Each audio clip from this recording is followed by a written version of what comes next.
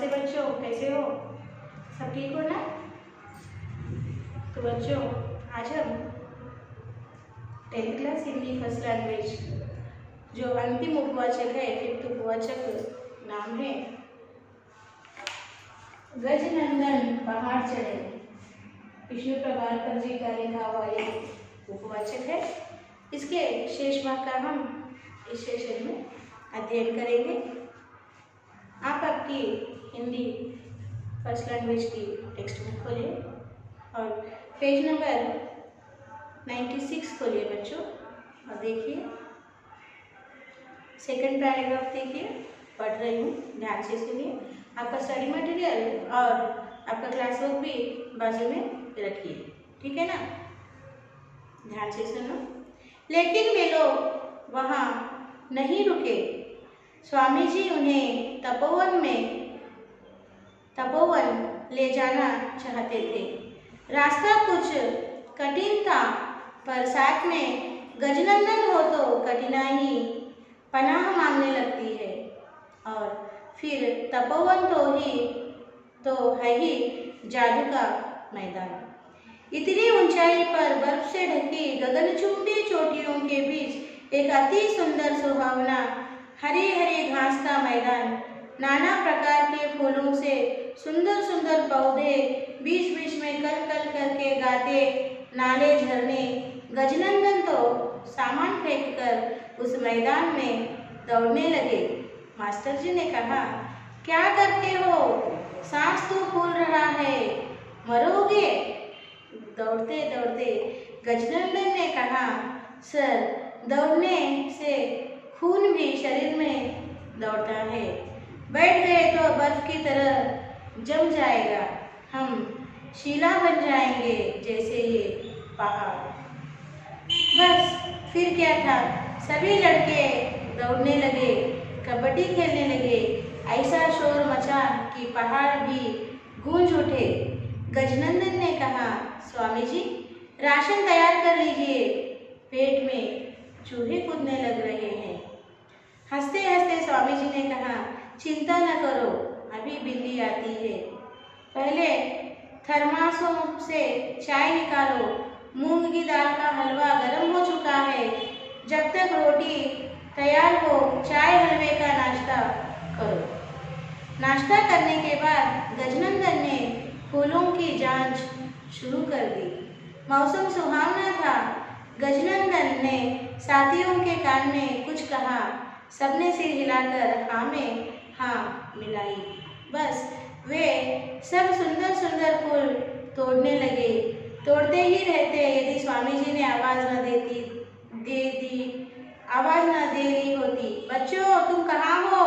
भोजन तैयार है, जल्दी आओ, अंधेरा होने लगा है। खाना खाते खाते अचानक क्या हुआ कि भोला शंकर चीख उठा, बिच्छू! सब चौंक उठे। गजनंदन उड़ते उड़ते बोला, कहाँ है बिच्छू? भोला शंकर ने घिघियाते हुए कहा, मेरी कमीज पर। अंधेरा हो आया था। गजनंदन ने तुरंत छलांग लगाई और भोला शंकर की कमीज को पकड़ लिया। बिच्छू जैसी काली वस्तु को देखा, फिर जोर जोर से हंसते हुए और उस वस्तु को हिलाते हुए कहा, देखो, यह है बिच्छू, यह गाता है। अचरज से सबने देखा, वह चाबियों का गुच्छा था जो भोला शंकर की जेब से निकलकर गोद में गिर पड़ा था। फिर तो मारे ठहाकों के वे तंबू उखड़ते उखड़ते बचे, लेकिन सहसा गजनंदन ने कहा, ऑर्डर ऑर्डर। इस अनोखे पट परिवर्तन से सब एकदम चुप हो गए। गजनंदन ने आदेश के स्वर में प्रार्थना की, मेरा आग्रह है कि स्वामी जी, मास्टर जी और दोनों सेवक चारों एक लाइन में खड़े हो जाए। उनके सामने मेरे साथी दो दो करके खड़े हो, मैं अभी आता हूँ। कहकर वह रुका नहीं, पास के तंबू में दौड़ गया। जब लौटा तो उसके हाथ में 4 पुष्पमालाएं थी। एक माला लेकर वह स्वामी जी के सामने खड़ा हो गया। शेष तीन ग्रुप लीडरों को दे दी। फिर सबने गायत्री मंत्र का पाठ किया, चारों के गले में मालाएं डाली और कोरस में कहा, आप चारों हमारे लिए बहुत कष्ट उठा रहे हैं, हम आपका इन फूल मालाओं से सत्कार करते हैं और यह भी निवेदन करते हैं कि हम और भी ऊपर जाएंगे। चारों इस नाटकीय स्वागत से बड़े प्रसन्न हुए। स्वामी जी बोले, गजनंदन, तुम्हारी हिम्मत की दाद देता हूँ, पर आगे तो जानलेवा चढ़ाई है, तुम चढ़ सकोगे? गजनंदन ने जवाब दिया, स्वामी जी, अब तक मेरा वजन कम से कम 10 पाउंड तो घटा ही होगा, इसलिए खतरा अब कम है। हंसते हंसते स्वामी जी ने कहा, अच्छा सवेरे देखेंगे। सवेरे स्वामी जी ने 4 विद्यार्थियों को आगे जाने के लिए छोटा गजनंदन, भोला शंकर, तुषार और माचवे, शेष 3 विद्यार्थी, मास्टर जी और एक सेवक, पांचों नीचे डाक बंगले में लौट गए और ये 6 जाने आगे बढ़ गए। रास्ते में बस बर्फ ही बर्फ थी, बर्फ से ढकी चट्टानें थी, धीरे धीरे चलना पड़ता था। कभी काले काले डरावने बादल अंधेरा कर देते, कभी कभी सूरज की किरणें आंख मिचौली खेलने आती, तो शिखरों पर चांदी, सोना और मरकत मणियां जगमगा उठती।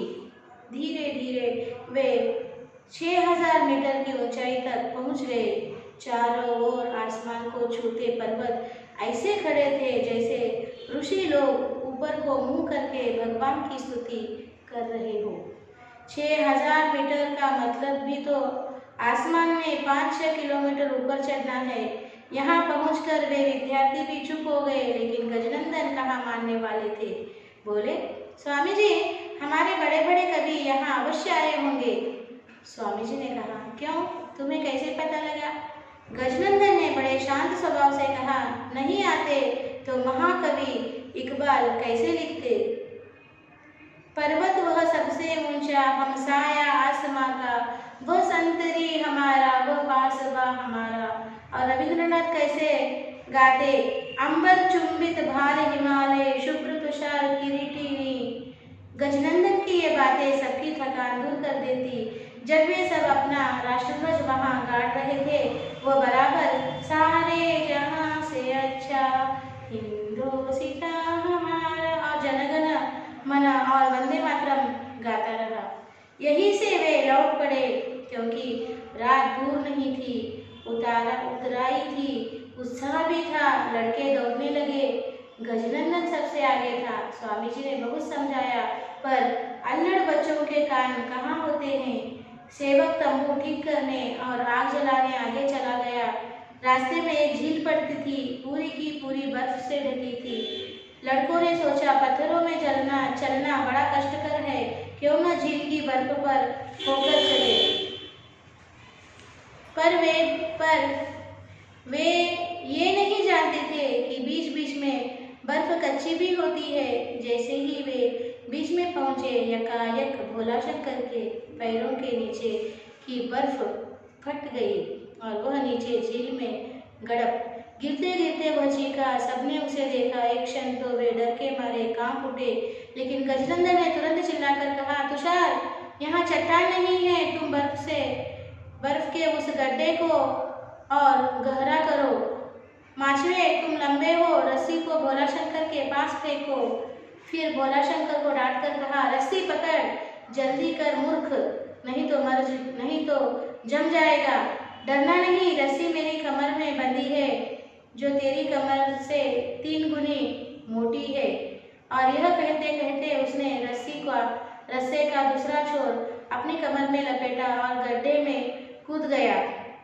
तब तक चीख सुनकर स्वामी जी भी वहां पहुंच गए थे। उन्होंने यह सब देखा तो अश कर उठे, लेकिन समय कहाँ था। डांटते हुए भोला शंकर को आदेश दिया, रस्से के सहारे किनारे की ओर बढ़ो। डांटने से भी साहस पैदा होता है, विशेषकर खतरे में। भोला शंकर ठंड के मारे अकड़ रहा था, पर डांट ने उसे गर्मी दी। रस्से के सहारे वह किनारे पर आ गया। स्वामी जी ने तुरंत उसे उठा लिया। तब तक गजनंदन भी बाहर आ गया था। जब तक स्वामी जी भोला शंकर के गीले कपड़े उतारे, उसने अपना चमड़े वाला कोट उतारा। और कहा, स्वामी जी यह कोट इसे पहना दो, मैं ठहरा हाथी का बच्चा, मेरी हड्डियों तक पहुँचने की राह ठंड को नहीं मिलेगी। सभी गजनंदन की बात पर हंस पड़े। फिर स्वामी जी ने भोलाशंकर को कस्तूरी दी, गरम गरम चाय दी।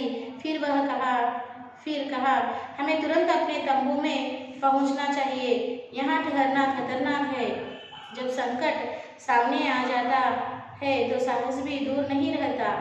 स्वामी जी ने भोलाशंकर को बहुत दूर तक पीठ पर बांधे रखा। उसी तरह उन्होंने तपोवन पार किया, गोमुख पहुंचे। सफेद अंधेरा काला अंधेरा बन गया था। ऊंची ऊंची चोटियां उसमें खो गई थी, लेकिन उनका सेवक तंबू लगाए उनकी राह देख रहा था। आग जल रही थी, बस खाना गर्म करना था। सब प्रसन्न हो उठे, आगे के चारों ओर बैठकर चाय पीने लगे। भोलाशंकर भी अब तक सब कुछ भूल चुका था। लेटा लेटा वो सबकी बातें सुनता रहा। तभी तुषार ने कहा, डाक बंगले में मास्टर जी हमारी राह देख रहे होंगे। गजनंदन ने उत्तर दिया, चिंता मत करो, यहाँ से 5 किलोमीटर ही तो है।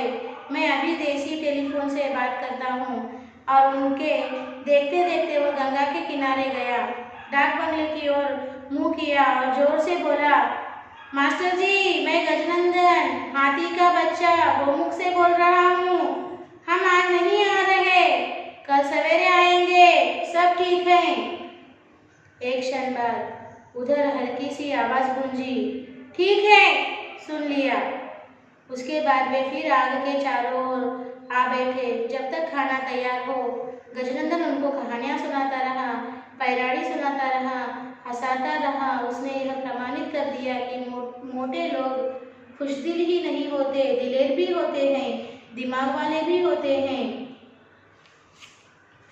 तो यह था हमारा उपवाचक गजनंदन। देखिए क्या हुआ। ऊंची ऊंची बर्फीली चोटियों के बीच भी एक तपोवन जैसा एक भाग है, जिसमें एक अच्छा हरा भरा बगीचा है। इसमें पेड़ फूल पौधे लगे हुए हैं और खुली जगह है खेलने के लिए। ऐसे बर्फ के वातावरण में, बर्फ की पहाड़ियों में उन्हें बच्चों को इस तरह जगह दिखने से ये सब बच्चे वहाँ पर कूद पड़े और दौड़ने लगे, खेलने लगे। सबसे ज़्यादा गजनंदन भागने लगा, कूदने लगा, खेलने लगा। तब मास्टर जी ने कहा, अरे भाई अब रुको, सांस फूल रही है, मर जाओगे क्या? तब गजनंदन ने कहा, खेलने से शरीर में ऊर्जा का निर्माण होता है।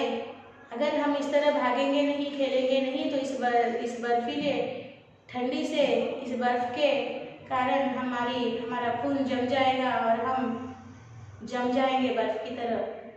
तब ये बात सुनकर अन्य सारे बच्चे भी गजनंदन की तरह उछल कूद करने शुरू हो गए। आगे देखिए, गजनंदन ने स्वामी जी से कहा कि स्वामी जी नाश्ता तैयार कीजिए, भूख लगी है।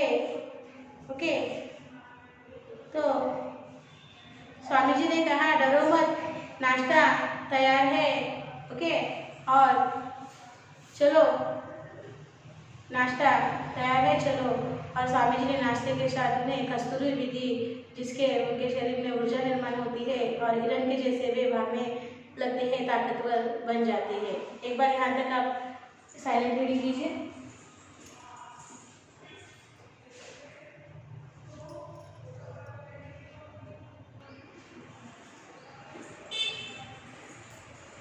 तो स्वामी जी ने लड़कों को नाश्ता दिया और मूंग की दाल का हलवा दिया और कस्तूरी दी।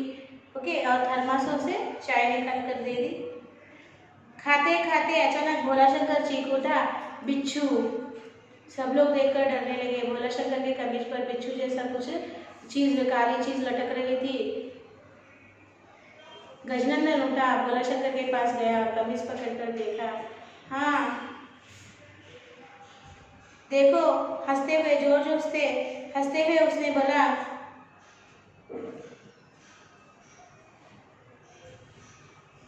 बिच्छू जैसी चीज लटक रही है, देखो यहाँ पर। ओके, फिर जोर जोर से उस वस्तु को हिलाते हुए कहा, ये देखो, ये है बिच्छू, यह गाता है। सबने अचरज से, आश्चर्य से देखा। तो वो क्या था? कुंजियों का गुच्छा था, कुंजियों का गुच्छा, की का बंच था, कीज का बंच। ओके, और सब लोग जोर जोर से हंसने लगे। फिर गजनंदन ने कहा ऑर्डर ऑर्डर। ओके, इस अनोखे शब्द परिवर्तन से सब लोग आश्चर्य से चकित हुए और उसने कहा कि ओके, स्वामी जी और मास्टर जी और दो सेवकों को एक लाइन में खड़ा रहने को कहा और दो दो करके, और उनके सामने मेरे साथी दो दो कर खड़े हो गए और गजनंदन अंदर जाकर फूलों की मालाएं लेकर आए और इन्होंने उन लोगों को फूलों की मालाएं पहनाकर उनका आभार व्यक्त किया कि आप हमारे लिए इतना कष्ट उठा रहे हैं। ओके, इस तरह से इस नाटकीय स्वागत से स्वामी जी, मास्टर जी और दो सेवक खुश हो गए। फिर सवेरे होते ही वे लोग आगे के यात्रा को चल पड़े। ओके, आगे की चट्टानें बहुत संकरी थी, बर्फ से ढकी हुई थी। ओके, और ये लोग धीरे धीरे 6000 किलोमीटर ऊपर की ऊंचाई तक पहुंच गए। 6000 किलोमीटर ऊंचाई यानी ये मामूली ऊंचाई नहीं है। ऐसे लगता है कि जैसे आसमान में हम घुस गए हैं।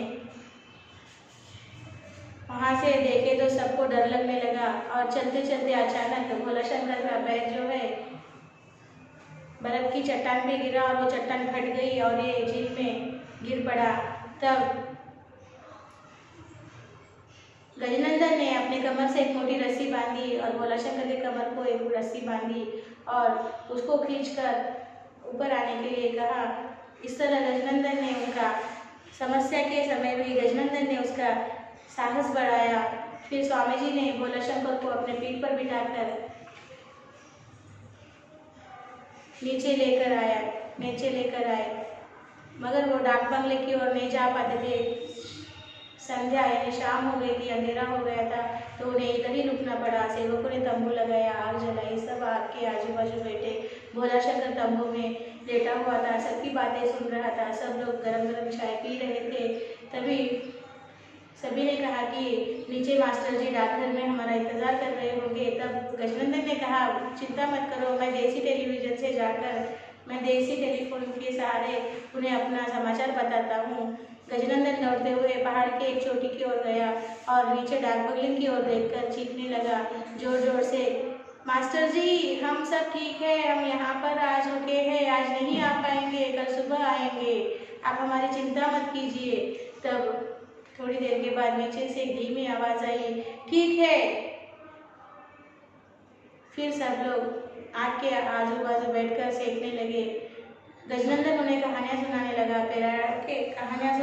पैराडी सुनाता रहा, हंसाता रहा और उसने यह प्रूफ कर दिया, प्रमाणित कर दिया कि मोटे लोग खुश मिजाज, खुश दिल होते हैं और दिलेर यानी बहुत हिम्मत वाले होते हैं, बहुत दिमाग वाले होते हैं, इंटेलिजेंट होते हैं। यह गजनंदन ने आखिर साबित, प्रमाणित कर दिया। यहाँ पर हमने इस उपवाचक को समाप्त किया है बच्चों। ओके, आपसे निवेदन है एक बार आप इस उपवाचक के जो प्रश्नोत्तर दिए हैं, 4 प्रश्नोत्तर, उनको स्टडी मटेरियल में हम पढ़ेंगे, ठीक है ना। एक बार आपका स्टडी मटेरियल खोलिए।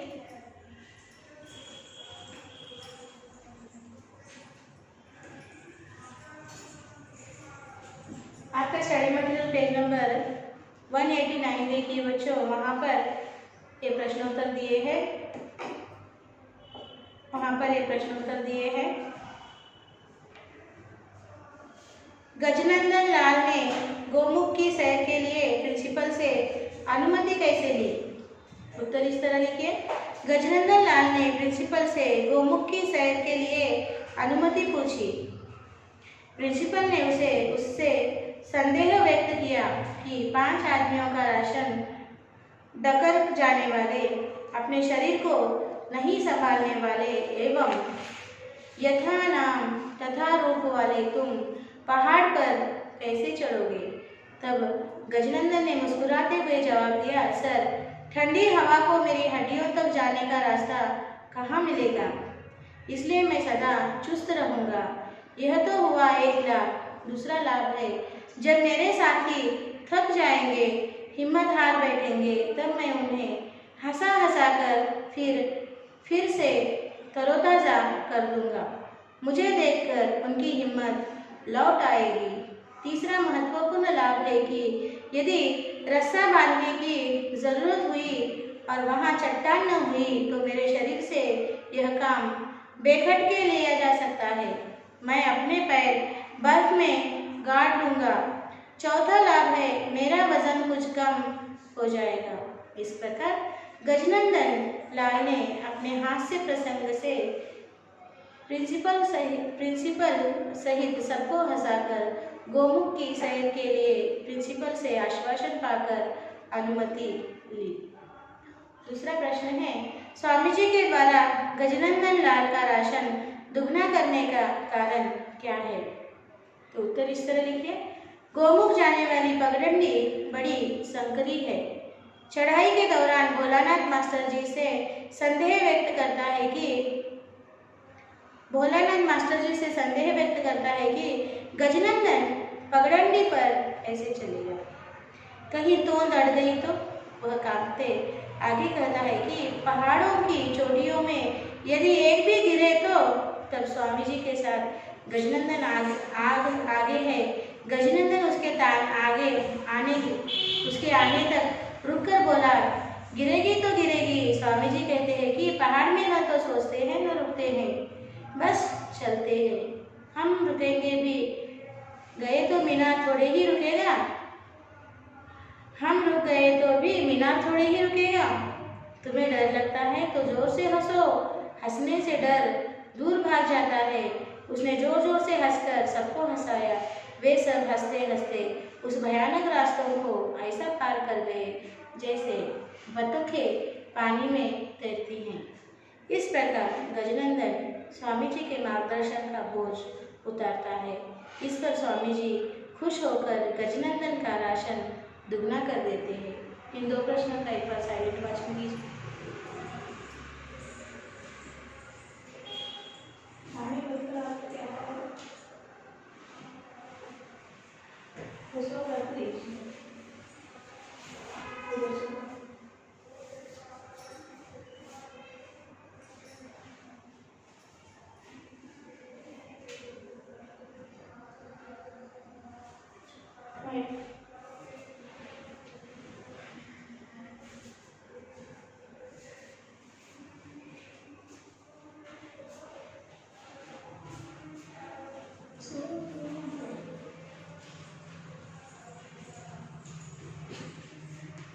अगले प्रश्न देखिए। कहानी में आए हास्य प्रसंगों में से अपने मनपसंद प्रसंग की व्याख्या कीजिए। तो उत्तर इस तरह पढ़िए। यह घटना प्रधान एवं हास्यपूर्ण कहानी है। एक बार पढ़िए बच्चों।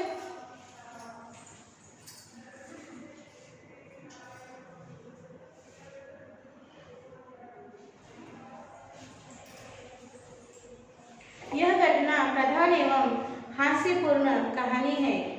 कहानी का आद्यंत हास्य प्रसंगों से ओतप्रोत है। उनमें लगभग सभी गजनंदन के हैं। उनमें मुझे वह अधिक मनपसंद प्रसंग है। वह तो ठीक कुछ कम हो जाएगा जो गजनंदन लाल गोमुख की सैर के लिए प्रिंसिपल के सामने रखकर अनुमति पाता है। उस प्रसंग में उसके जाने के कई लाभ बताता है। एक लाभ ठंडी हवा उसके हड्डियों तक न पहुंचना। दूसरा, शादी के थके समय में हंसा हंसा कर तरोताजा करना। तीसरा, आपात स्थिति में रस्सा बांधने के लिए चट्टान न हुई तो स्वयं चट्टान के काम आना। स्वयं का वजन कुछ कम होना आदि। यह प्रसंग करते हुए गजनंदन हंसते सबको हंसाता है और स्वयं भी गोमुखा जाने के लिए प्रिंसिपल को मनवाता है। यह हास्य प्रसंग सरल, सुबोध, सरस और प्रभावपूर्ण है। इसमें चित्रोपमता शैली है। इसमें हास्य ही नहीं यथार्थता भी है। इन सभी कारणों से यह मेरा अपना मनपसंद प्रसंग है। नेक्स्ट क्वेश्चन देखिए, इस कहानी की भाषा शैली पर अपने विचार बताइए। सो उत्तर इस तरह लिखिए, जो भाषित हो वह भाषा है। भाषा की सजीवता और शक्तिमत्ता कहानी में गति उत्पन्न करती है। भाषा अभिव्यक्ति का विशेष साधन शैली कहलाती है। प्रस्तुत कहानी घटना प्रधान एवं हास्यपूर्ण है। इसमें माधुर्य गुण की स्थिति विषयानुकूल एवं रसानुकूल है। इसमें प्रेमचंद की सरल पात्रानुकूल और चलती मुहावरेदार भाषा शैली का प्रयोग किया गया है। इसमें वर्णनात्मक एवं संवादात्मक शैलियों का संदर्भानुसार प्रयोग किया गया है। लक्षणा व्यंजन शब्द शक्तियों का प्रयोग भी किया गया है। इसमें भाषा शैली पात्र और परिस्थिति के अनुकूल है। इसमें यत्र तत्र हास्य रस लहराता है। निम्नांकित उदाहरण इनके प्रमाण हैं। गजनंदन के कथन, ठंडी हवा को मेरी हड्डियों तक जाने का रास्ता, मेरा वजन कुछ कम हो जाएगा, देखो देखो यहाँ मेरे कितने साथी पहले से ही मौजूद है, क्यों ये पहाड़ जो है बड़ा होकर मैं भी ऐसा ही तो लगूंगा, काला काला भारी भरकम भूधराकार शरीर, मैं गजनंदन हाथी का बच्चा, पेट में चूहे कूदने लगे हैं। स्वामी जी का कथन, अभी बल्ली आती है। लेखक वर्णन, कभी कभी सूरज की किरणें आंख मिचौली खेलने आती तो शिखरों पर चांदी सोना और मरकत मनीहा जगमगा उठती। चारों ओर आसमान को छूते पर्वत ऐसे खड़े जैसे ऋषि लोग ऊपर को मुंह करके भगवान की स्तुति कर रहे हो। अल्हड़ बच्चों के कान कहाँ होते हैं। इस प्रकार भाषा शैली की दृष्टि से यह सफल कहानी है। तो यहाँ पर हमने गजनंदन पहाड़ चले उपवाचक का समाप्त कर दिया है। सारे प्रश्नों को पढ़कर समझाया है। आपसे निवेदन है बच्चों, आप भी एक बार सारे प्रश्नों को और उत्तरों को आपके स्टडी मटेरियल में दिए उसको पढ़िए, सोचिए, समझिए, फिर अपने स्वयं शब्दों में लिखने का प्रयास कीजिए। तो आज आपका साक्षी इस तरह रहेगा। साक्षी लिखिए।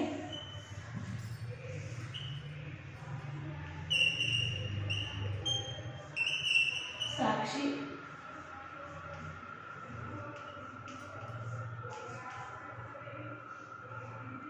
सब्जेक्ट लिखो, Hindi first language, class 10th और HW learn and write all question and answers from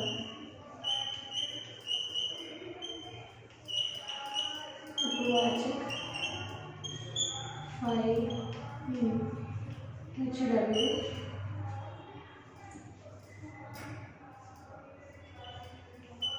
in HW one time PS और PS। पेरेंट्स साइन लेना मत भूलिए बच्चों। और बच्चों यहाँ पर हमने 10th class Hindi first language का सारा पोर्शन सिलेबस कंप्लीट कर दिया है और सारे पाठ, कविताएं, कहानी, उपन्यास, एकांकी सब कुछ मैंने आपको पढ़ाया है, समझाया है। एक एक वीडियो ध्यान से देखिए। कुछ दिक्कत है, समस्याएं हैं तो मुझसे संपर्क कीजिए, मैं आपकी समस्याओं का समाधान करूंगी। आपसे निवेदन है हर वीडियो को ध्यान से देखिए और मन लगाकर अध्ययन कीजिए और अपनी परीक्षा की तैयारी कीजिए बच्चों। आप सबको बेस्ट ऑफ लक। धन्यवाद। Bye bye.